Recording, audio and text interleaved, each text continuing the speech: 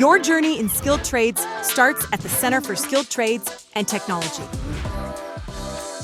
The apprenticeship program itself is 6,600 hours, but the schooling is 3 8-week sessions here at Humber. I really enjoy working with my hands, and seeing a finished product at the end of the day is very satisfying. The lab here at Humber is quite good. We have a lot of welding booths. We have a lot of equipment. Students learn to build an oil storage tank or water tower. They also learn about how to roll tubes in a boiler, learning to weld, as well as learning to use a cutting torch. I was scared of heights at the beginning, but then I got through it, working with other guys that it's just take it a step at a time. You're gonna get there. And I finally got there when I was working on the towers. So I was up 180 feet and it was fine at the end of the day. The equipment that we are using is exactly what you'll see in the industry. It might be on a smaller scale, but it is 100% transferable from what we do in the lab to what they actually will see in the field. Be ready and willing to learn from everybody you encounter with. Everyone has something to teach you. The opportunities, it's a great time to be a Boilermaker.